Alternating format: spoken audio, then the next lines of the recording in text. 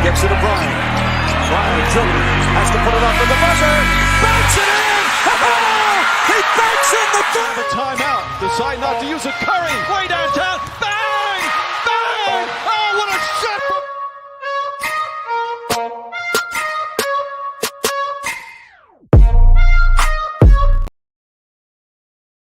What's up, everybody? Welcome to another episode of Scotty Talks NBA. I'm your host at Scotty Drown. You can find me on all social media platforms at that handle, at Scotty Drown. That's TikTok, Twitter, Instagram, all of the above. That's where you'll find me. And of course, you know, we are streaming live to you off the DSM Media YouTube, Facebook, Twitter, and Twitch pages. So be sure to follow, like, subscribe on whichever social media platform you prefer to watch on. But just know all Sixers pregames after this. Of course, we take on the Portland Trailblazers tonight.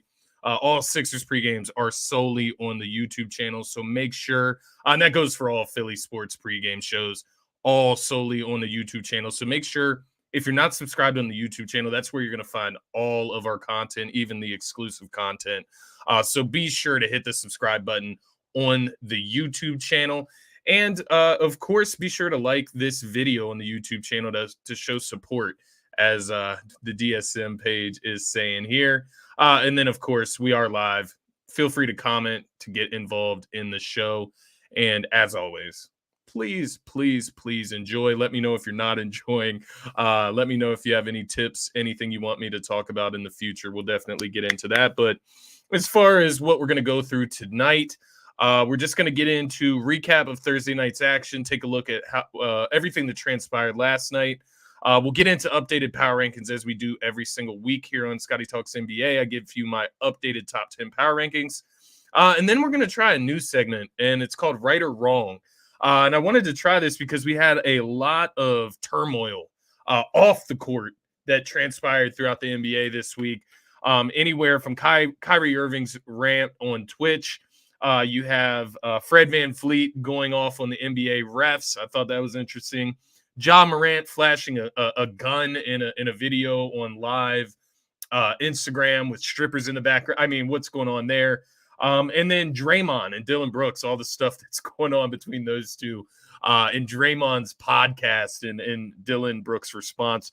We're going to talk about who's right, who's wrong in these situations, and where do we go next when we're looking at these guys. I'm going to try some new things, try to get some actual video footage in here for you guys just to reference what we're talking about. So stay tuned. I'll be trying some new stuff there.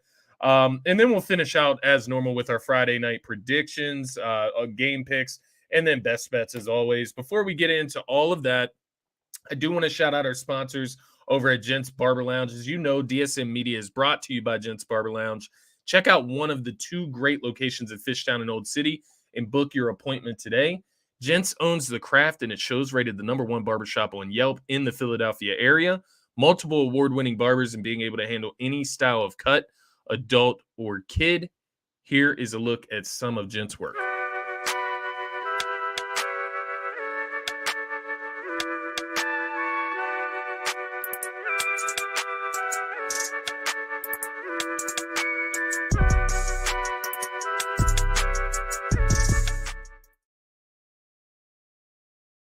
Shout out to Gents Barber Lounge. Be sure to book your appointment at gentsbarberlounge.com today. And of course, shout out to Lane Johnson in that video. I love seeing his little bald head there. I saw something where he eats like 5,500 calories a day to keep his 330-pound form and shape. I mean, that's insane, man. That dude's a fucking animal. But nonetheless, shout out to Gents Barber Lounge. Book your appointment today at gentsbarberlounge.com. And, of course, shout out to our other sponsors over at luxedenjewelers.com. Check out luxeden.com. Use code DSM at checkout for 25% off and free shipping. That being said, let's get into the content. That's what I'm here for. We're going to start with the first game of the night, just in our normal recap here, Thursday night action. We had the Hornets at the Detroit Pistons, so Charlotte visiting Detroit. In this game, you had the Hornets coming away with a 113-103 win. I'm not going to spend too much time on this game. Let's be honest. These are two teams that we're not going to see much of after April, and we don't really need to talk about them too much aside from when the draft comes around. In this game, Kelly Oubre, he was the leading man, 27 points, 4 rebounds, 4 for 7 from the three-point line. James Wiseman having a little bit of a bounce back there in Detroit. He's finally getting proper opportunity, right? No pressure in Detroit. You don't need to win anything, so he gets as much opportunity as he needs there to show why he was drafted so high when he was drafted by the Golden State Warriors. James Wiseman in this one, 16 points, 13 rebounds, 8 for 13 from the field. Pretty great game, if you ask me. Jaden Ivey, rookie for Detroit, was in the Rookie of the Year conversation. Paolo Banchero's kind of ran away with that. But nonetheless, Jaden Ivey in this one, 16 points, 6 assists, 5 for 17 from the field. Let's be honest. Jaden Ivey, the one thing that you would look from him next season in his second year, efficiency. He's just got to increase that efficiency and just become a more efficient shooter. Needs to get better from beyond the arc as a guard in this league. But hopefully getting Cade Cunningham back, maybe that will kind of balance that out, not put as much pressure on Jaden Ivey, and he'll be able to do that next year. But nonetheless, don't need to spend too much time on these two teams. They're not going to be talked about much after next month. Coming up on the next one, this is another, two lower teams. The Pacers, I will say, do have a chance of getting into the play-in. They're kind of an exciting team. I love Tyrese Halliburton. We had the Rockets visiting the Pacers last night. Rockets taking the L here, 125-134. Ultimately, Halliburton didn't score in the first quarter. I think he had 7 assists in the first quarter. But nonetheless, cooked the rest of the game. 29 points he finishes with, 19 assists, 9 for 20 from the field. But the 19 assists, right? These are Harden-esque numbers. The way Harden is playing right now, Tyrese Halliburton's doing his best to match that effort with some of these performances of late. He's a bright budding young star, and I would say Indiana made out like a bandit, right? Getting him for Domantas Sabonis. Now, mind you, we're going to talk about Domantas Sabonis on the Kings a little bit later. He had a triple-double last night. So I'm not saying the Kings lost out on too much. Sabonis is the fit with Fox. They're the second seed in the Western Conference. But at the same time, if you're the Pacers, you were trying to move Sabonis, you're looking at a different timeline. Tyrese Halliburton's probably the best that you could have gotten back, if we're being honest. In this game, aside from Halliburton, you had Jabari Smith with probably one of his best performances of the year. I haven't kept track of him that close to say that it definitely is, but one of the better ones that I've noticed from him this season. 30 points, 12 rebounds. He was 3 for 5 from the three-point line, so nice and efficient there for Jabari Smith. The rookie, right? He's another rookie in this league that's trying to find his way. He's a 3-and-D wing, but maybe he can be more than that. That's what this type of game shows me. Along with Jabari Smith, you had Jalen Green on Houston's side, 24 points, 4 assists, 8 for 23 from the field. And then back on Indiana's side, you had Miles Turner helping Halliburton out with 21 points, 5 rebounds. Fouled out of this one. He's got to get better, right? Maybe the jury's out on Miles Turner. Maybe he can't get better at this point. He is what he is. Maybe that speaks to why Indiana's been trying to trade him as well for the last few years. But nonetheless, Pacers come away with the W, and they get one step closer to potentially getting themselves a play-in spot, right? Moving on to the next game, we have the Warriors and Grizzlies. I actually just wanted to get the Eastern Conference standings pulled up here to see exactly how far they're out. So they're a game and a half out. The Pacers are a game and a half behind the Washington Wizards. Nonetheless, moving on to the Warriors at Grizzlies last night, which we're going to get into this in a little more detail. Obviously, we're going to talk about Dillon Brooks and Draymond Green a little bit later. So I'm not going to talk about the whole situation with Dillon Brooks and Draymond Green right now. We'll save that for the later segment. Nonetheless, we had a 131-110 victory for the Memphis Grizzlies at home in Memphis. Tyus Jones in this one, man. 22 points, 11 assists, 3 for 9 for the three-point line. You see, I got my Duke cap on tonight. We play the Miami Hurricanes tonight, so I had to show some support in the ACC tournament. Going to be on the same time as the Sixers game, which sucks, so I have to go split screen tonight. Nonetheless, Tyus Jones, what I was getting at there before I went on a little Duke tangent, Tyus Jones has been excellent while Ja Morant's been out dealing with this issue with the gun in the video. And I just want to take a look just to kind of get a little bit more statistical behind that claim, because he's playing out of his mind. It's kind of weird to have a point guard that can fill in like this, right? A backup point guard. So you look at his last few games, last 3 games he started in place of Ja Morant. 22 points, 11 assists, 4 rebounds last night, 3 steals. Game before that, 16 points, 3 rebounds, 3 assists. Game before that, 25 points, 12 assists, 3 rebounds. All of those nights, 2 of the 3 nights he hit 3+ threes in those games as well. So he brings a little bit different of a factor than, say, Ja Morant, for instance. But nonetheless, Tyus Jones wasn't the only good player in this game for Memphis. You also had Jaren Jackson Jr., 21 points, 9 rebounds, 3 for 4 from the three-point line. So nice and efficient from him. And then on the other side, we had Steph Curry, 29 points, 7 rebounds, 4 for 8 from the three-point line. Draymond Green, 16.7 assists, 5 rebounds.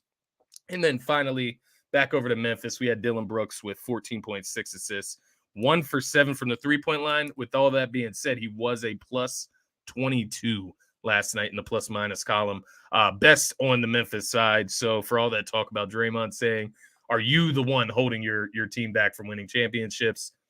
Dillon Brooks goes out there and kind of proves his point, proves his place on that Memphis Grizzlies team.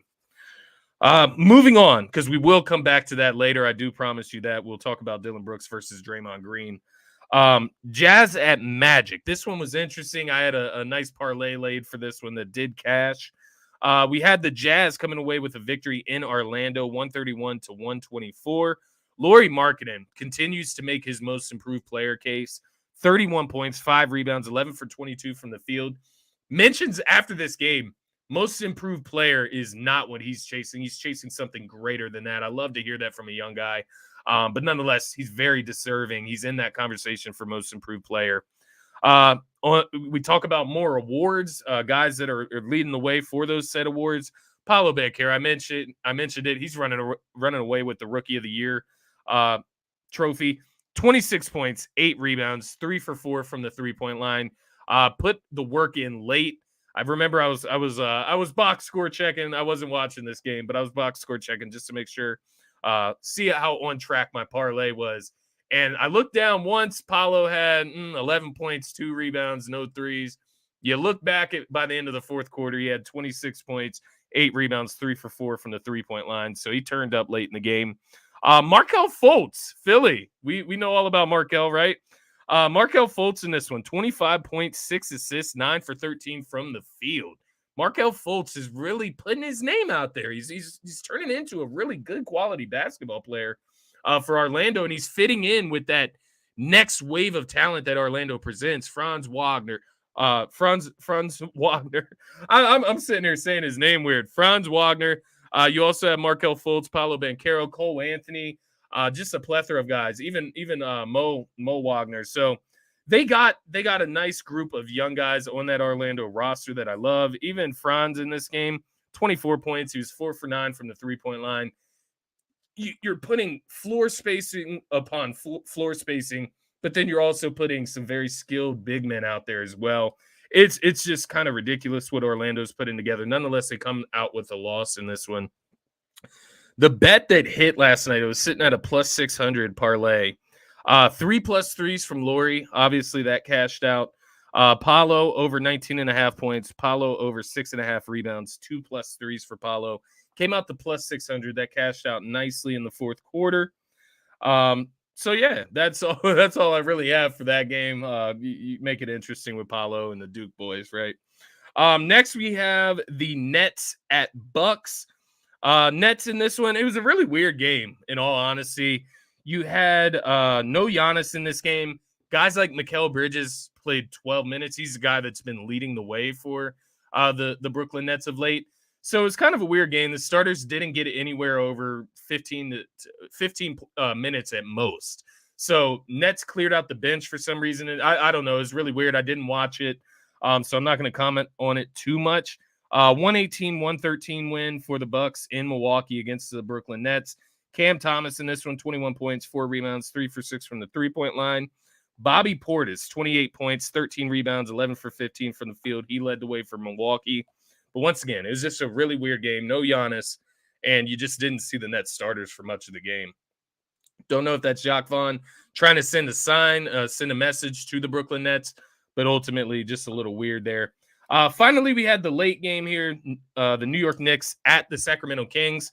Arguably the best game of the evening. I mean, you could go up to the Pacers-Rockets. That was a pretty close game. Jazz Magic, that was a pretty tight game. Bucks and Nets, that was fairly tight, even though it was just a weird circumstance. But this game, I would say, is the best matchup, and it turned out to be the best game in my opinion. In this game, you had the Kings coming away with a 122-117 win over the New York Knicks. De'Aaron Fox in this one, 23.7 assists. He was 9 for 16 from the field, having a career year. That's where I'll leave it with De'Aaron Fox. Domantas Sabonis, I mentioned earlier, not that it wasn't a fair trade for Sacramento's end. I can't tell you right now who got the better end, although Sacramento Kings are number 2 in the West right now, right? So they're putting up good numbers this year. Domantas Sabonis, triple-double in this game, 24 points, 13 rebounds, 10 assists, fills the stat sheet. We've known that since he was in Indiana. I think he's only gotten better, in my opinion, since he's gotten to Sacramento. Along with Sabonis in this game, on the other side, we had Julius Randle, 23 points, 10 rebounds, 5 assists, 2 for 12 from the three-point line. When you're shooting that poorly from the three, I get it. You got to let it fly. 2 for 12. I don't really like that from Julius Randle, but he has been hot from the three-point line this season. You can't blame him in a sense. Along with Julius Randle, you had RJ Barrett with 25.7 rebounds, 9 for 23 from the field. Jalen Brunson, 19 points in this game, but left early in the third quarter, never came back. We know he's dealing with some injuries there, so hopefully we get to see Jalen Brunson hit the court at a full-time manner here soon. Nonetheless, Knicks come away with the loss. We also had a bet hit in this one. So this one actually, it was a little bit less odds, plus 170 parlay. But I had De'Aaron Fox over 30 points, rebounds, and assists. As you can see, he hit 23 points, 7 assists. So that's your 30. Domantas Sabonis over 30 points, rebounds, and assists. Obviously, he had a triple-double, so he hit over 30. Then I had Julius Randle over 35 points, rebounds, and assists. 23 points, 10 rebounds, 5 assists. He hit his mark. And then, of course, Kevin Huerter, 2+ threes. He hit 2 threes in this game. So we cashed out that parlay slip as well. Nonetheless, what I'm getting at, we had a good night of gambling last night. I'm hoping to have a good night of gambling with the Best Bets edition tonight, but we'll get to that a little bit later. For now, let's get into the updated power rankings. Here we go.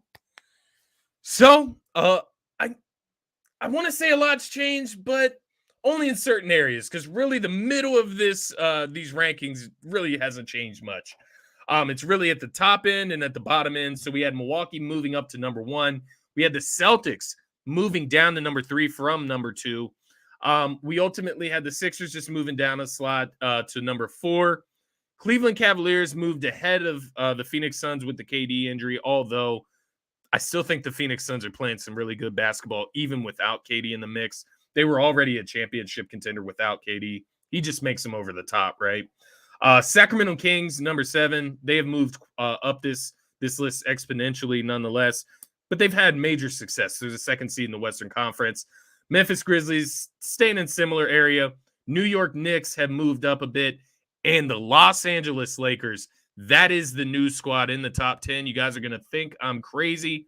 But if you look at it from the perspective, you look at the Warriors, the Clippers, the Dallas Mavericks, the Lakers are playing better ball of late. You can look at the numbers. I'm going to present them to you. Do it however you would like. Looking at the Lakers right now, 32-34. Yes, they're below 500. We know the deal. At the trade deadline, they got a haul, right? D'Angelo Russell's going to make his first start tonight. Most likely, he's probable last time I checked. But nonetheless, he's going to be returning soon. They obviously added Vanderbilt. They added Malik Beasley. They got rid of Russell Westbrook, right? So that's sort of an addition by subtraction in a sense. They're 9th in the Western Conference right now, right? They're trying to solidify themselves in that play-in tournament. But the main thing here is just trends. They've won 2 in a row. They're 7-3 in their last 10, mind you. LeBron is not playing right now. AD is playing out of his mind, and you potentially get D'Lo back tonight. The main reason that they're ahead of the Dallas Mavericks, the Minnesota Timberwolves, Golden State Warriors for me, even the LA Clippers, right? You look at those teams. Let's go to the Clippers. They've won 2 in a row. Sure, they've been good of late. They're 4-6 in their last 10. The Golden State Warriors, they were hot probably about a week ago. They've lost 3 in a row. They're 5-5 in their last 10. The Minnesota Timberwolves are coming off a loss to the Sixers. They're 5-5 in their last 10. The Dallas Mavericks coming off a loss. There's 3-7 in their last 10. Lakers, 7-3 in their last 10. They've won 2 in a row. Yes, 2 in a row. So the Lakers, I have to put them up there. AD's playing out of his mind. I do have the Lakers winning tonight, just a precursor there. But nonetheless, I like what the Lakers are doing. I like what they did at the deadline, and I think they are a legitimate playoff team, especially when they get LeBron back. New York Knicks, you look at them, they're 39-29 right now, 5th in the Eastern Conference. They've lost 2 in a row. They're 8-2 in their last 10. So they have dropped down my list a little bit just off the major recent play, but I expect them to bounce back once Brunson can get back in the mix. Sacramento Kings, 2nd in the Western Conference, 39-26. They've won 2 in a row. They're 8-2 in their last 10. Excuse me, I got the Kings at number 7 above the Memphis Grizzlies. I actually made a late change here. I had the Grizzlies above them, but I decided to go with the Kings, give them a little more respect. Grizzlies at number 8, 39-26 as well. They are 3rd in the Western Conference due to tiebreakers with Kings. They've won 1. They're 5-5 in their last 10. Skipping ahead to number 6, I already covered the Kings at number 7. We have the Phoenix Suns, 37-29. They're 4th in the Western Conference. They've won 4 in a row. They're 7-3 in their last 10. Like I said, they're looking good even without KD. They are a contender in the Western Conference even without KD. He just puts them over the top. So I'm not taking too much away from them. Ultimately, by putting them at 6, they just moved behind the Cavs from last week. Cavs at number 5, 42-26. They're 4th in the Eastern Conference. They've won 3 in a row. They're 6-4 in their last 10. Their record speaks for themselves. They're in that top tier of the Eastern Conference, right? They've separated themselves from the likes of the Knicks, Hawks, so on and so forth. Number 4, the Sixers, 43-22. They're 3rd in the Eastern Conference. They've won 3 in a row, 7-3 in their last 10. Went 4-1 on that tumultuous road trip against Miami, Dallas, Milwaukee, Indiana, Minnesota. So they went 4-1 through that nice road trip there. Very impressive. There no knock on the Philadelphia 76ers. I just think the top 3 teams have played more consistently over the season. Celtics at 46-21. They're 2nd in the Eastern Conference. They've won 1 in a row, 5-5 in their last 10. They have not looked great of late. I'm not going to lie to you there. But they have not looked bad enough for me to drop them below the Sixers, who they've beaten 3 times this season. It just can't happen right now. The Denver Nuggets, 46-20. They're 1st in the Western Conference. They've lost 1 recently, but they are 8-2 in their last 10. Nuggets speak for themselves. They're the number 1 team in the Western Conference. And then the Bucks are the number 1 team in the entire league at 48-18. That's 1st in the Eastern Conference, 1st in the NBA. They've won 3 in a row since that loss to Philadelphia on Saturday. And they are 9-1 in their last 10, with that 1 loss obviously being to Philadelphia. Let me check the comments here.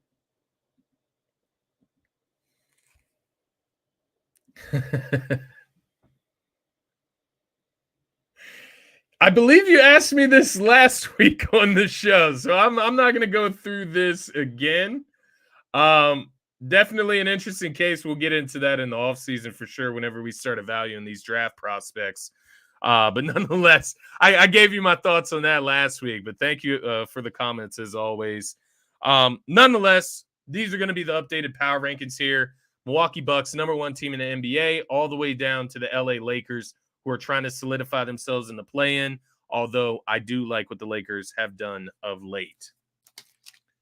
All right, so let's get into this right or wrong segment here.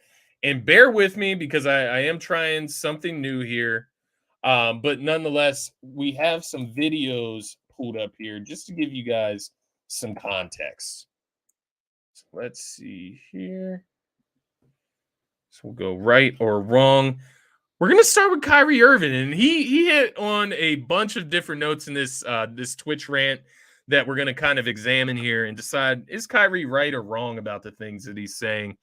The first thing I want to start with is a little bit of a commendable act by Kyrie Irving. It just dropped today. So we're going to start with good stuff for Kyrie because I feel like he gets an unfair shake sometimes. Don't get me wrong. I'm not a super Kyrie fan. I don't think that everything he does is right. I don't think he's this, upstanding individual, but every person is a human, right? They make mistakes, but they also do good things as well. And that's something that Kyrie has done here with a $45,000 donation for kids in Ghana and Nigeria. Reading this article, it discussed his donation will build an entire orphanage in Ghana. It will buy a water tank for the kids in Nigeria. They'll be able to buy shoes and books for all the kids. There was videos floating around of these kids in Ghana, in Nigeria, saying thank you, Kyrie, for the donation, for giving back to that community. So I wanted to start by giving Kyrie a pat on the back. I mean, that's awesome that he's doing that type of stuff. And it's kind of putting your money where your mouth is, because we know he likes to be outspoken about these topics. In this video, he talked about how is he free when kids are in the Congo building Teslas? I mean, it's a real question. And it just kind of lets you know what's going on in Kyrie's head, because there's times, once again, where he's outspoken, he speaks his mind, maybe it's out of place, whatever the case may be, whatever you may think of Kyrie. But at the end of the day, what this shows me is that his heart is in the right place when it comes to these kids. And he ultimately put his money where his mouth is.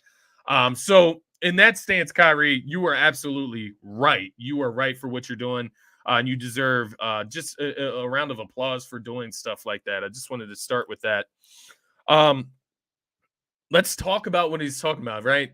Is he the cancer? Was he the cancer in Boston? Was he the cancer in Cleveland? Was he the cancer in Brooklyn? Is that fair for him to point it that way? Because we know how much time he missed in Brooklyn. We know how he forced his way out of Boston, right? Cleveland, LeBron left. Why can't Kyrie, right? Then you go to Boston. I'll be honest, Boston, from what I've heard, I've never been to Boston. I don't ever plan on going. From what I've heard, Boston is the most racist city in America, outside of the few, I shouldn't say few, the select racist cities in the Southern America, right? The South in America. Boston, from what I understand from players' accounts of the past, this is one of the most racist territories in the United States. So can I blame Kyrie Irving for wanting out of there? No. Brooklyn is where you have an honest case of Kyrie Irving being toxic. I just want to lay it out there like that. He was part of the problem. Harden was part of the problem. KD was part of the problem there. So to his point, there's 15 guys on the roster. Is it just him that's the cancer? Then you add Ben Simmons to the mix. Is it just Kyrie that's the cancer? I think that's fair. What does he look like since he's gotten to Dallas? He's looked like a great teammate, in my opinion. He's been great to the fans of Dallas that he's interacted with. I think Kyrie may be trying to turn the page here and kind of move on and get out of this feud, right? But nonetheless, he is an outspoken individual. The biggest thing that I found controversial from this, because you're right, 15 guys on the team, there's not one person that is the toxic cancer. That it can happen, but very rare that happens on multiple teams. I don't think that's the case with Kyrie. I think he loves the game. I think he loves and respects the game too much to approach the game in that manner. Just being honest. I think he's outspoken, but he does love the game of basketball. He does respect it. The most controversial thing that he said for me was this clip right here, and I'm going to play it. Don't mind how funky this looks. Has completely taken the purity away and the fun away from the game at times. I'm gonna just be honest with y'all. So, like, work is work, but the support around it can be very distracting. You know what I mean? There's a difference between being a diehard fan and supporting your team and loving your team versus somebody that's betting on a parlay or somebody that wants to hit. And don't get me wrong, I don't want anybody wasting their money on me. But god dang, like, this whole community of gamblers that's come into the game of basketball, y'all tell me what y'all think. Want to gamble? Why don't you gamble on something that makes sense to you? And if you gamble on me, I'm not going to tell you whether it's a good gamble or a bad gamble. I'm just saying, you gambling. You gonna win or lose, but that doesn't mean sliding into people's DMs or wishing bad on them or doing the extra shit that goes on, man. That it blows my mind sometimes. You feel me? It's interesting, right? It's an interesting conversation. He brings up an interesting point. Obviously, my mind goes to this recent case of a fan going in Terry Rozier's DMs. I believe it was on Instagram, basically telling him he wants to beat him up because he cost him in a parlay slip. Mind you, I don't partake in any of this slandering players because I decided to put my money on them to do something. Like, that's not their fault. They're out there trying to win a game. Hopefully, right? Hopefully that's the task at hand for them and the main thing on their mind. But nonetheless, I'm not going to be DMing. I'm not going to be DMing Kyrie Irving when he costs me my bet slip tomorrow night. Like, that's just not happening. So from that standpoint, I do agree with Kyrie. I think that's out of place. These are human beings at the end of the day. And you made that decision to go and try to bet on Kyrie Irving or whatever said player, Terry Rozier, whoever it is you like to throw your money on. But to the point about it ruining the purity of the sport, ruining the purity of fandom within the NBA, because there's two sides of this conversation. There's one side where I get what Kyrie Irving's saying, because ever since I moved back to Pennsylvania, I've had access to sports betting. It's hard for me to find interest in a game without having some money on it or having money on something within that game, right? It's addicting. It is. I mean, it's an addiction. It's a drug in a sense, right? It's something you spend your money on. Mind you, sometimes you get money back on it, but nonetheless, it is a cost to partake in it. And it is an addiction to feel that adrenaline rush every time something cashes, or deal with that disappointment every time something doesn't cash, right? So I get that part of it. There's times where I'm watching the Sixers game, and this is just full honesty here on Scotty Talks NBA. There's times where I'm watching a Sixers game and they're winning, and I want the team to keep up with them so we keep the starters in. Like, that's how bad it gets sometimes. Mind you, I try not to do that, especially in big games. I don't put money on, say, certain things. I'll do money line in big games just so I can root for the Sixers to purely win. But that's what I'm saying. Like, if I put in a bet for Embiid to have 30 points tonight, which, mind you, that is one of the best bets, 33 points tonight for Embiid. I want him to play until he gets that 33 points. If they're up 25 points in the third quarter, Embiid might not play the fourth quarter. So, in the back of my head, I'm like, it wouldn't be the worst if, they go on a 10-0 run and get back into this game and force Embiid to play the fourth quarter. But in reality, what's best for the Sixers is to win this game handily and get Embiid some rest. Get Harden some rest. So I get that perspective. It can make you hate players if you lose too much money on that said player, that said team.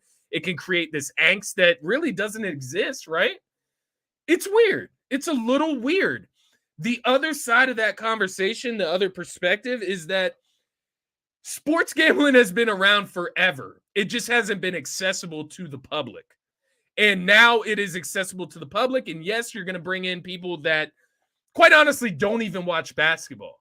I'm not one of those people that, goes on box score checking and then just bases everything off of that. Yes, I look at stats, I look at numbers, but I watch as much basketball as I can to learn about these players, learn about their tendencies, learn about the coaches' tendencies, learn about the team's tendencies, rotations. There's so much that goes into this. So I do get that other side of the perspective, basically where it's ruined the purity of the game. I will say at the same time where it ruins the purity of the game, it's all about your discretion. You choose what you want to bet on. I don't have to bet on Duke and the Sixers tonight. I can bet on every other game than my favorite teams and my favorite players. That way I don't have to root against them, right? Some people don't draft players in fantasy football from their favorite teams just so they don't have to root against them. Or they try to get those players, right? Or they try to get players from teams within their division so that, if their teams lose and at least those players are going off. There's all types of different ways you can maneuver and try to keep that purity within your fandom, within the sport itself. But what I would say, it does create ulterior motives. And would I say that it's ruined the purity of the sport? No, but you do have documentaries coming out of referees being involved with sports gambling world and kind of just cheating to make certain things happen in the world. So does it ruin the purity? that's a conversation I would say for somebody that has a little more detail into that. Maybe somebody that's watched that documentary. I couldn't watch it personally because there's refs in that documentary on Netflix that are still in the league. So I didn't want to ruin it for myself, knowing that the league is just a setup at times, even though it's painfully obvious at times, right? So does it ruin the purity of the sport? I won't say that it ruins the purity of the sport for me.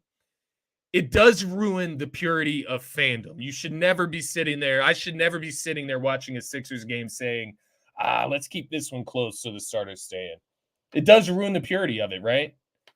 Just being honest. I think Kyrie was right in that sense. I think Kyrie is right for donating $45K to Nigeria and Ghana, the kids over in those countries. And I ultimately think Kyrie is right about the purity of sports gambling and into fandom. The one thing I will say he's wrong about, just the part where he says you should bet on things that you know about. You don't have to make it to the NBA. And I saw him talking to the fan on the side of on the court side, right? On the sidelines, basically saying, why are you trying to tell me what to do when I'm the basketball player? I'm the one on the court. Slow down there. There's basketball minds out there that never made it to the NBA that have great basketball minds, right? Every basketball mind isn't associated and wrapped up in the NBA or have played in the NBA. There's great basketball minds even outside the NBA community. So I thought that was a little insulting to just the everyday basketball.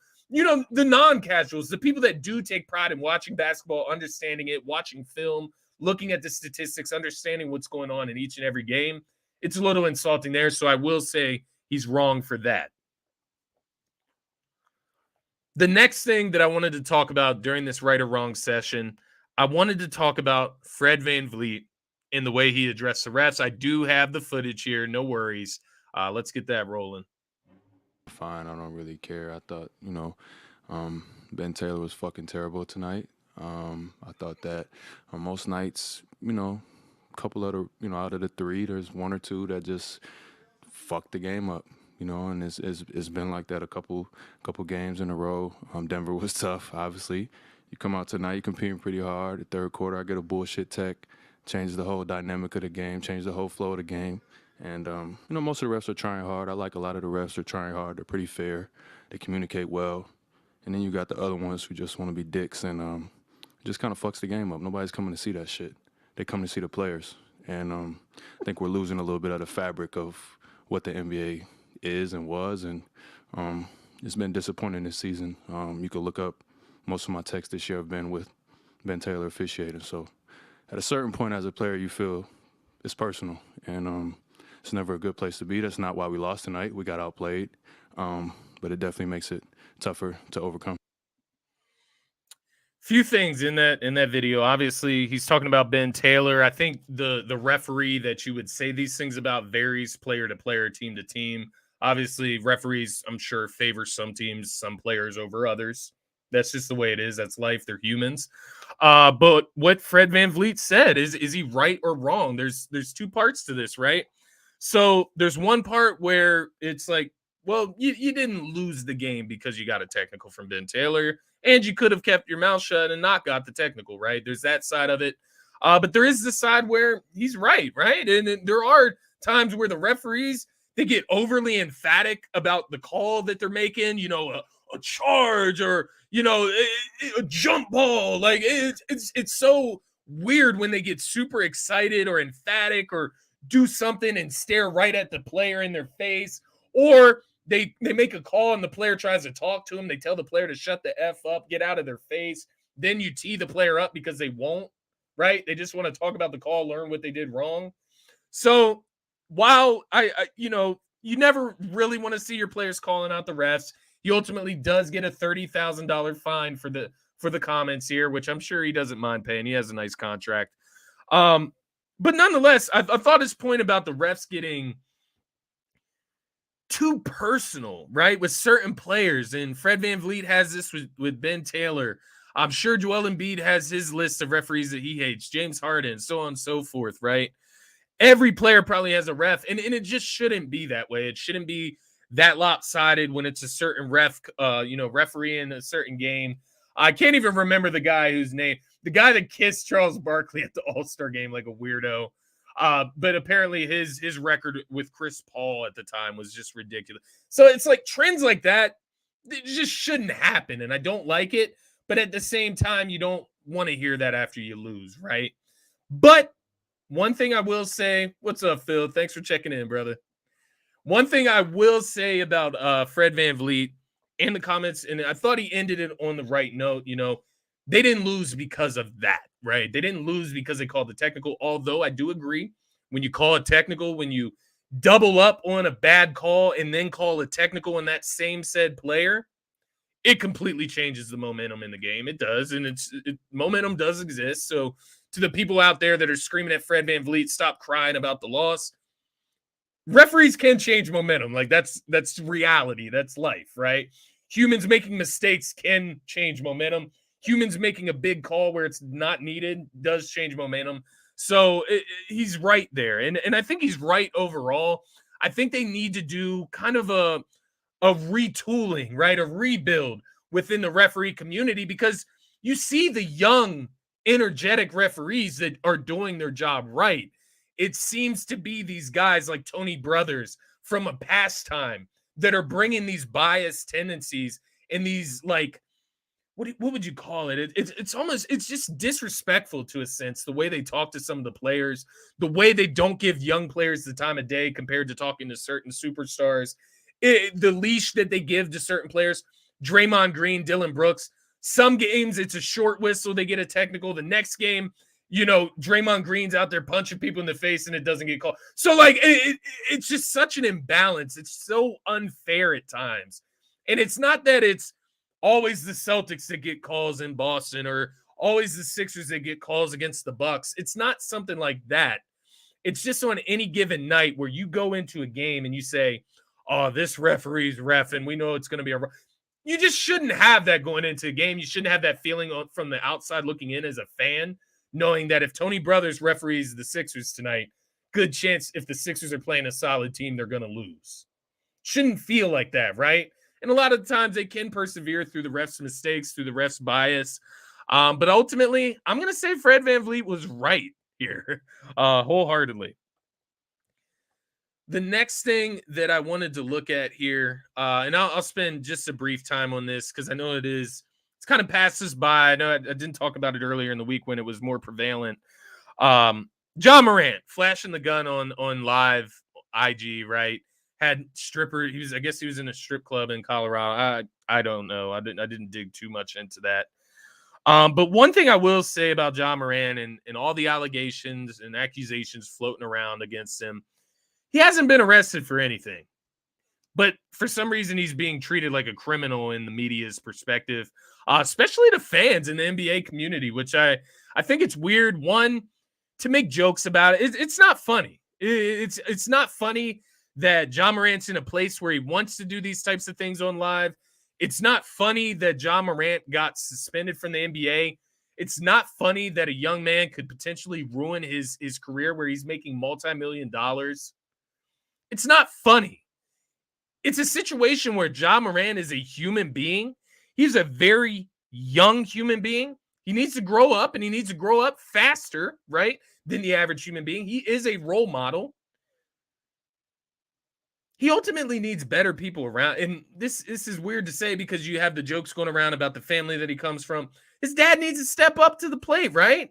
His dad's supposed to be the supportive guy, T Morant, that's always at every game. He needs to support him right now. He needs his family. He needs his close friends that have his back, have his best well-being in mind. He needs those people around. I think the suspension was good for him. Not because I think he deserved to be suspended. I think he needs some time away from the game right now. I think he needs to figure some things out. The one thing that rubbed me the wrong way about this, it wasn't necessarily the gun.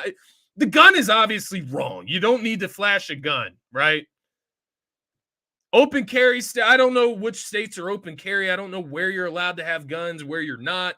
Obviously, there's a rumor that came out that you're not supposed to have a gun on the premise of the team's facilities, whether that's in Denver when they're visiting the Nuggets or back home in Memphis. That's a 50-game suspension, apparently, when you have a case like that. So if he did that, he's in the wrong in that case as well. in the 50-game suspension is the penalty, if that's the case, right? But what I would ultimately say, he's wrong, but he is a human. He needs to grow up, and he needs to make sure the people around him got his best interests in place. And ultimately, I think the suspension does him well. He needs to get his head out of his ass, right? He's I don't want to use the term idiot, dummy. I'm trying not to be derogatory towards him because he just needs to improve. He needs to grow as a human being. He's a human at the end of the day. And I will say, living in Memphis, I don't know much about it. I never lived in Memphis. I've heard things, right? And I've heard you've had to protect yourself. Similar to Philadelphia, you have to protect yourself in these big cities where there is a lot of violence. And he's a very well-off man, right? So the fact of having a gun or him being a guy that carries a gun around with him, it's not that abnormal. What's abnormal is flashing it in a video on live stream. You don't need to do that, especially if you're in the NBA, right? But nonetheless, Ja Morant was wrong for that. Finally, I want to finish with Dillon Brooks versus Draymond Green. Who's right or wrong in this situation? You honestly could call this one of those situations where it's the pot calling the kettle black, because these players are eerily similar when you look at it from a casual perspective. I'll put it that way. But let's take a look at this video of the interaction or the altercation. Another steal. Brooks by Green puts it up and in. Oh, they're talking. They're discussing the podcast. Green won't have any of it, and Brooks wants to try to light the fire. A 17-4 Memphis Grizzly run after. Yeah, interesting stuff right there. Obviously, you have Dillon Brooks getting in Draymond's face after he makes a layup, after he gets the steal. I mentioned Dillon Brooks' numbers in this game earlier. I mentioned Draymond's numbers earlier. But looking at this case, it's like that Spider-Man meme where it's just Spider-Man pointing back at himself, right?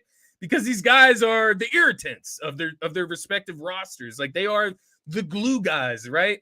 The glue guys that are willing to do the dirty work. They're willing to try to get into other players on the other team's heads.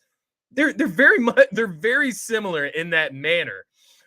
They're very similar in being a glorified role player. What I will say, when you look at the numbers of Draymond, he's a glorified role, but he's on a different level than Dillon Brooks. Let's be honest. If you're not a casual looking from the outside in, let's be honest. Draymond Green is probably a Hall of Famer for the rings that he's gotten, the contributions that he's given to that Warriors dynasty. Just to go through a few of things that were said, Dillon Brooks, keep doing his podcast. It's cute. It's fun for him. And then he went on to talk about, because obviously Draymond on his podcast, what was said, look no further than this idiot right here. They're relying on him when it comes to Memphis Grizzlies and their lack of championships. So he basically threw Dillon Brooks under the bus, tried to kind of poise his teammates at him, right? As Dillon Brooks being the weak link of this Memphis organization, this roster. But then Dillon Brooks comes back and says, I ain't out here getting into altercations with my teammates. Obviously referencing Draymond Green punching Jordan Poole in the face before the season even started. He does have a point. He does have a point. And the main thing here is it's funny. And the reason I say it's the pot calling the kettle black is because both of these guys, their teammates wouldn't want them on another team, right? They would want to play with these guys. I guarantee you, if you're a Memphis Grizzlies fan, you probably love Dillon Brooks. If you're a Golden State Warriors fan, you probably love Draymond Green for what they do for their respective squads. Like I said, they're willing to do the dirty work. The dirty work isn't appealing to the opposition, right? So it's very interesting. What I decided to do is look at each of their best respective seasons and compare them. So I have Draymond Green's best season, in my opinion, from 2015-2016 season, where he averaged 14 points per game, 9.5 rebounds per game, 7.4 assists per game, 1.4 blocks per game, 1.5 steals per game, shot 38.8% from the three-point line, right? We already know Draymond Green, future Hall of Famer, four-time NBA champion. We don't need to add that to the resume. We know that, right? You look at Dillon Brooks' best season, in my opinion, from the 2020-21 season. He averaged 17 points per game, 3 rebounds per game, 2 assists per game, 1 steal per game, shot 34.4% from the three-point line. All in all, Draymond at his best throughout his career is much better than Dillon Brooks at his best. So while I was coming at it originally, when I was going into this conversation, I was coming at it from a casual perspective in all reality, because I thought these players are fairly similar. Like Draymond's doing more than Dillon Brooks for the Warriors and what Dillon Brooks is doing for the Grizzlies. Draymond did do more for the Warriors. Maybe he's not now. Maybe he's not that caliber player now, obviously later in his career. But you could argue they have similar impact now. Of course, in this day and age, that says a lot because Draymond is in past his 10th season, right? Over 10 seasons in the NBA as a glorified role player. So nonetheless, I'm going to go with Draymond Green. I'm going to say Draymond Green was right in this one. Dillon Brooks was right last night, right? They got the W against Golden State in Memphis. But Draymond Green overall in this situation, he is right. He is the guy standing on the podium. Dillon Brooks is the one looking up at him ultimately. So we'll go with Draymond Green in that one, although I'm not a huge fan of either of them.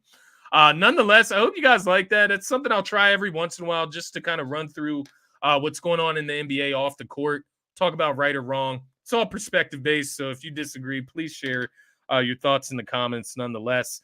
But let's get to the action for tonight and get you my predictions. Then we're going to head over to Sixers pregame because I know I'm running up on that time right now. I'm actually overtime, so we'll go through this quite quickly. So looking at tonight's slate, we have the Portland Trailblazers at the Philadelphia 76ers. Thank you, brother. I enjoyed it myself. I enjoyed getting the content.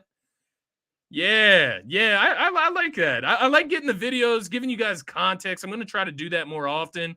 StreamYard has become more optimal when trying to do those types of things, having multiple videos readily available here to play throughout my shows. So I will be doing that a lot more in the future. We'll come up with some cool segments to get more content into the show because obviously you guys don't like seeing my ugly face the whole time, right? Let's get some of these beautiful NBA players involved in the show. Nonetheless, we have this the Portland Trailblazers visiting the Philadelphia 76ers. Philly comes in as a 9-point favorite according to the ESPN app. Nonetheless, I'm going to go with the Sixers in this one very easily. James Harden is probable. Anthony Simons is questionable for this matchup. Sixers, they've just been playing much better ball. Portland Trailblazers aren't even in the top 10 in the West. I believe they're 13th in the Western Conference right now. A lot of talk about Matisse Thybulle, blah, blah, blah. I'm not interested in that talk. But nonetheless, tune in to Sixers pregame after this, and I'll break this game down completely for you guys. But I'm going with the Sixers in that one. What's up, Diggs, by the way? Maybe that's what that means, Diggs. BTW7. What's up? Thanks for checking in. I appreciate you checking the show out. Not a big Cowboys fan, obviously. It's a Philly-based show, but nonetheless, thank you for tuning in. This is NBA. No hate here. Nothing personal outside of the football season, right? No, I'm just kidding. Either way, you're always welcome to view the show. Share your comments in the comments section, man. We love having new viewers. But thanks for tuning in. Nonetheless, next game on the slate, we have the Hawks visiting the Wizards. This game, I'm going with the favorite in this one. I'm going with the Atlanta Hawks. The only injuries mentioned in this one, Kevin Love, he's probable for this game. So not much going on there. Oh, excuse me. That was in the that's in the Cavs Heat series. So actually no injuries in this between this matchup. Hawks are clean slate, Wizards a clean slate. So I'm still going with the Hawks in this one. I just think they have the better team ultimately than the Wizards. But the Wizards do play up to their competition at times, so I do expect it to be a close one. I do expect Atlanta to cover, although. Next, we have the Cavs at the Heat. Kevin Love, as I mentioned, was probable for this one. I did see, I'm not sure if Garland is playing in this one. I did see him a late add to the injury report. Nonetheless, I'm going to go with the Cavs either way in this one. I just think they're the better team this year against the Miami Heat. I think the Miami Heat, they're aging a little bit in a sense. This team is just not as good as it was last year, and that's what I'm starting to realize.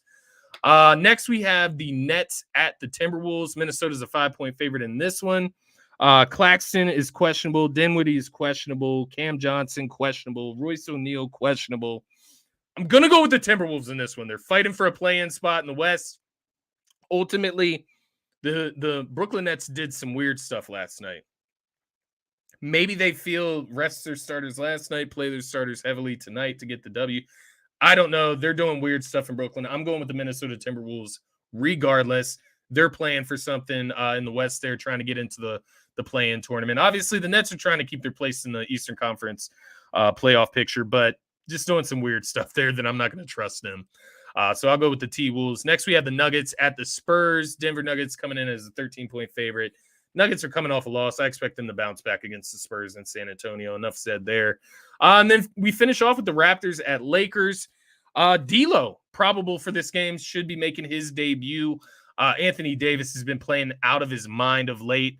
I am going with the Lakers in this one. Toronto, they just been underwhelming for me. I know LeBron's not playing tonight, but I still like the Lakers in this one as they continue to push towards that play-in spot and maybe even a solidified playoff spot outside of the play-in tournament. You never know what they could do once they get it rolling here. But nonetheless, we're going with Sixers, Hawks, Cavs, T-Wolves, Nuggets, Lakers. That's my clean sweep of the slate tonight. And then best bets. We'll get you guys out of here very quickly here. We're going with 3 best bets for the night. Hopefully we see green. I'm trying to come up plus money again tonight. If you want to throw these all together, what I do, guys, just for reference, I throw each of these individually, wherever you're comfortable for that type of bet with these odds, right? And then I throw a parlay together of a little bit less money just in case all 3 hit, because why not get that cash out when I picked them as at best bets? But nonetheless, I'm going with Anthony Davis over 44.5 points, rebounds, and assists tonight. Last I checked on DraftKings, it was at minus 120. It may have moved by now. Nonetheless, he has hit this mark in his last 5 games. There is nobody on the Toronto Raptors that can match up with AD. I expect him to have another monster night as he leads the Lakers towards a playoff push. And Edwards, over 37.5 points, rebounds, and assists. He is that is set at minus 110 the last time I checked that on DraftKings. He has hit this mark in his last 2. Once again, going against the Brooklyn Nets. Don't know exactly what's going on there in Brooklyn, but I do know Ant's been playing out of his mind. I do know the Minnesota Timberwolves need to keep playing good basketball in order to solidify their spot in the Western Conference playoff picture. Coming off a loss against Philly, I expect Ant Edwards to continue his hot streak. Next, we have Kyle Kuzma over 2.5 threes at plus 100. This is my one play. We're not following really any trends here, although I will say he's hit this mark in every other game the last 5 matchups. So this would happen to be that other game, right? This is the game where he would be on trend. If you follow that trend, he would be on trend to hit over 3 threes tonight. I think with Kyle Kuzma, he's a guy, he's going to get his shots on that Wizards team. And he's a guy that can get hot on any given night. I'm going to take the plus odds at 3 threes because he shoots enough.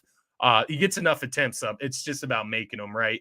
Against an Atlanta Hawks team, should be a close game. He should get some nice playing time tonight. I like Kyle Kuzma to hit 3+ threes. Those, all right. Just want to make sure that didn't pop back up. Nonetheless, those are going to be the best bets for the night. Guys, I'm hopping right over to Sixers pregame, 6:30. What we're going to do, we're going to start the night off with best bets for the Sixers game. That way, if you want to get any plays in before that 7 o'clock hour, you already have them nice and loaded for you. But nonetheless, guys, if you're interested, Sixers Portland Trailblazers pregame show, head right over to the other link. Right after this, I'm going to be ending the show and hopping right over to get that one started so we're in time for the game. But guys, thank you to everyone that tuned in to this episode of Scotty Talks NBA. We will be right back next week. Like I said, I'm going to try to get 2 shows in a week. So 1 show permanently on Fridays around 5 p.m., 5:30 p.m., depending on how the day goes. 1 show permanently, consistently, Fridays at 5 p.m. to 5:30 p.m. And then throughout the rest of the week. This past week, I did it on Wednesday. I had a special guest in Harrison Grimm. Be sure to check that out as the Sixers deep dive. I'm going to be trying to do more of that now that the football season's ending and I can put my full focus into the NBA. But guys, have a great rest of your night. Go Sixers. Enjoy the slate and go Blue Devils as well. Peace.